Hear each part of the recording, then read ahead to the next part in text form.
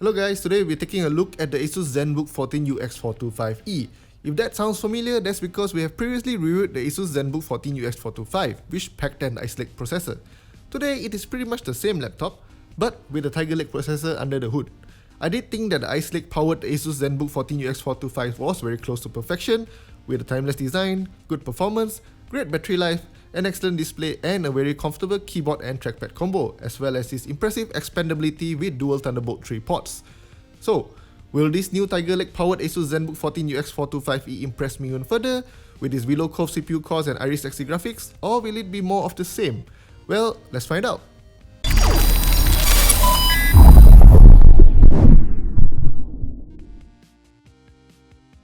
As usual, let's start with unboxing. The packaging here is pretty premium and does seem like an upgrade over the previous generation of ZenBooks. But of course, it is what's inside that matters when it comes to packaging, and there's quite a nice spread here. You get a USB-C power adapter that can pump up to 65 watts into the laptop for fast charging, a nice laptop sleeve, your usual documentation, as well as a USB-C to headphone jack adapter. Yes, this laptop doesn't have a headphone jack. Moving on, let's take a look at the ASUS ZenBook 14 itself. Design-wise, ASUS didn't try to change things up, and that's good. The Ice Lake powered ZenBook 14 was a sleek machine, and so is the Tiger Lake powered version we have here today.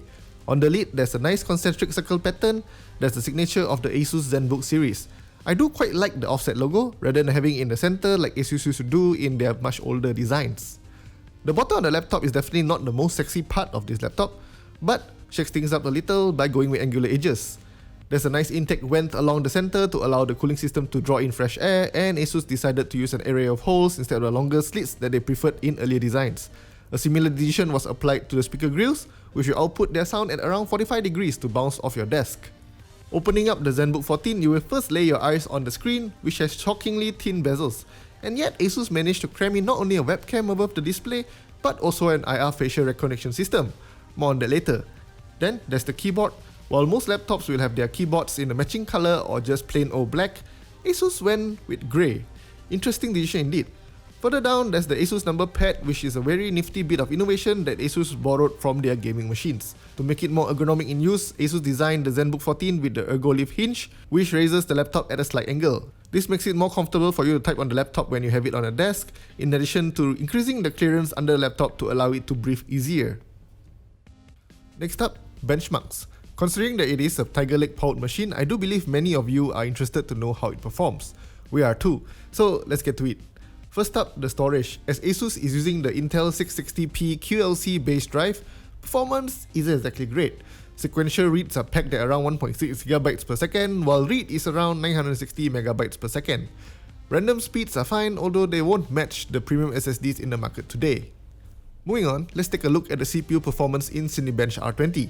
The newest CPU architecture in the Intel Core i7-1165G7 allows it to outperform most of the ultra portables we have tested, including its predecessor in Cinebench R20. Tiger Lake does offer a nice performance boost, and most of it comes from the ability to clock higher than Ice Lake. The only area which we see it falter behind the competition is in the multi-threaded test, as it is nigh impossible to make up for double the cost even if you increase IPC significantly. But the biggest gains are probably in the graphics division, as you can see it easily beat even the MX250.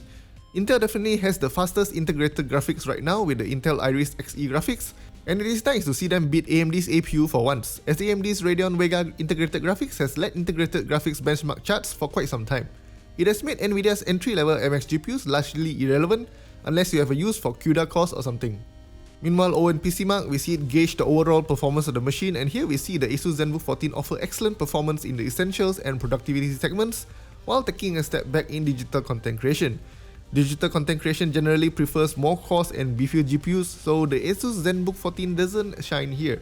But that doesn't mean you can't do content creation, it just means that it won't be as great an experience as you would probably get from a beefier machine. On top of all that performance, it also offers pretty good battery life. With such performance gains, it is quite impressive to see that the ASUS ZenBook 14 UX425E only loses so little in terms of endurance versus its predecessor.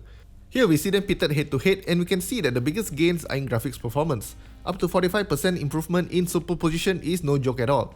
And of course, on top of that, we still get a nice CPU performance bump, so overall it is a pretty big upgrade. 13% worse battery life than its predecessor is probably negligible because you're still looking at more than 9 hours away from the plug with the UX425E. And while we can consider the digital content creation score by the UX425E pretty mediocre, it is still a significant upgrade over the previous generation Asus ZenBook 14 UX425. The ZenBook 14 UX425E offers an overall 10% better score in PCMark. And now, the user experience. As mentioned earlier, the laptop features an IR facial unlock feature that works with Windows Hello. Unlike their older implementations, this one here works really fast. Once you have set it up, it will almost instantly recognize your face once you arrive at the lock screen and unlock the laptop. During the process, you can see the IR beam flashing, but because it is so intuitive and fast, you might actually miss it in normal daily use. While previously I would have preferred a fingerprint scanner, the ZenBook 14's facial recognition is fast enough to satisfy me, and the fact that I don't have to move my hand to put my finger on a fingerprint scanner is probably a strong motivator for me to choose the Asus ZenBook 14's facial recognition over any fingerprint-based security option. Looking down slightly, you will find a nice display. It is pretty standard, measuring in at 14 inches and sporting a regular 1080p resolution, but it is a quality one. Just look at these photographs. It is also quite good for videos, as you can see here, and in case if you haven't, make sure to subscribe to us so you can watch our videos as soon as we publish them. But of course, observing a screen through a camera is not the ideal way of picking your next laptop if screen quality is important to you, so we did run some tests as well. The display is capable of 99.7% sRGB, 68.7% Adobe RGB, and 70.6% DCI-P3 gamut volume, which is pretty great. While you might argue that 100% sRGB doesn't quite cut it anymore, most of the content online is still calibrated for sRGB viewing, so the Asus ZenBook 14 is still perfect for content consumption as well as some light content creation. Speaking of content creation, the keyboard on this is actually pretty good. I did enjoy typing on it, as it offers good tactile feedback and there's sufficient travel distance as well. The full-size keys are also great for touch typing, as they allow me to mistype far less on this keyboard than on laptops that have a more cramped layout. The Asus number pad feature is also a godsend, considering that the Asus ZenBook 14 doesn't have enough room for a dedicated numpad array. As I frequently use Excel for my work, being able to perform number entries via the number pad is really much better than having to rely on the numbers above the letter keys. And the fact they can easily toggle it on or off, or just leave it on and use the trackpad and the number pad feature seamlessly is really quite amazing. Asus definitely refined the user experience here, as now you don't have to disable the number pad to use the trackpad for mousing around anymore. If you still prefer full-sized peripherals, well, there's also the full-sized USB-A port. Yes, having USB-C is great for future compatibility, and of course the Thunderbolt 4 here is definitely the way to go when it comes to expandability, but how many peripherals today have a USB-C connector? For now, most peripherals are still based on USB-A, and being able to plug them in directly to the Asus ZenBook 14 is a really refreshing experience, as many ultra-portable laptops today are moving towards purely USB-C, despite the fact that you still need USB-A for most of your existing USB devices. Let's not forget the microSD card slot here too, as it is quite convenient for a quick storage upgrade, or if you use a camera with an adapted microSD, it will also be very easy to transfer your shots to the Asus ZenBook 14. A full-sized SD card slot would have been preferable for photographers, but then again, I guess this is a compromise I'm willing to live with considering how thin and portable this laptop is. Now, we have talked quite a bit about the hardware experience, now let's check out the built-in software. My Asus will be pretty familiar to most of you who have used an Asus laptop recently, but Asus has taken it up a notch here and you can do way more with it now. On top of checking your hardware health, you can also troubleshoot your system as well, or update your drivers to the latest version, all in this nicely crafted UI. You no longer need to hunt for drivers as everything is now in one place. There's also a nice array of settings that can change, like the battery settings, fan profile, display profile, and even more. Asus also added a tab where you can get your software at special rates available only to Asus users. There's a message center too, where Asus will drop their latest deals. And last but not least, link to my Asus. This is probably the best feature to have been added to my Asus, and we first saw it on the Asus ExpertBook B9. The Asus ZenBook 14 offers the capability to access your smartphone and even mirror your smartphone screen over to the laptop for a more convenient multitasking experience. It is a really nifty feature, and I wish Asus had unveiled this feature earlier when they still offered their Asus Zenphones here in Malaysia. On top of all the work they can do, the Asus ZenBook 14 is also actually up to the task if you decide to kick back and game a little.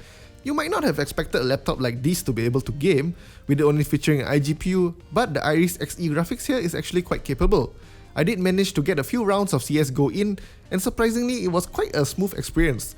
I did finish a game, and even though it wasn't the best gaming experience I have had, it does give me the option to kill some time by gaming and keep myself entertained if needed. It can handle some Genshin Impact too if you're into that, but the game still feels kinda sluggish. I do believe it will be smoother if I lowered the resolution down to 720p, but in a nutshell, despite the Asus ZenBook 14 packing Intel's latest Iris Xe graphics, it still won't be replacing your gaming laptop anytime soon. Overall, I do think that the improvement coming from Ice Lake to Tiger Lake is pretty tangible. The performance is better as you would expect, and I do appreciate the fact that Asus kept the Asus ZenBook 14 UX425E similar to the UX425 in most areas. As the saying goes, if it ain't broken, don't fix it. And the Asus ZenBook 14 UX425E is just the perfect example of that. With that said, I'm still annoyed that there still isn't a headphone jack here. I do understand that most people rely on wireless headphones today, but I just prefer having the option to connect a pair of wired headphones to my laptop. Aside from that slight niggle, I do think that the Asus ZenBook 14 UX425E is a great laptop priced at RM4699. It packs a nice punch thanks to the 11th gen Intel Core processor under the hood. It is perfect for everyday productivity and even some gaming if you feel like it. The only issue with it aside from the headphone jack is the 8GB of RAM and the relatively slow storage at this price point. But 8GB of RAM is still going to be sufficient for most casual users, and while I consider the storage slow because I've been playing with premium SSDs, it doesn't impact the user experience in any meaningful way. It still boots up quick, and I guess that's more important to most users. And with that, I end my review of the Asus ZenBook 14 UX425E. What do you think of the laptop? Are you considering it, or is the missing headphone jack a deal breaker to you? Let us know in the comments, and if you like this video, give us a thumbs up as well to let us know. If you haven't already, make sure to like our Facebook page, follow us on Instagram, and subscribe to our channel. I'm Vincent Chan from Pogda.net, and I will see you guys in the next video. Goodbye.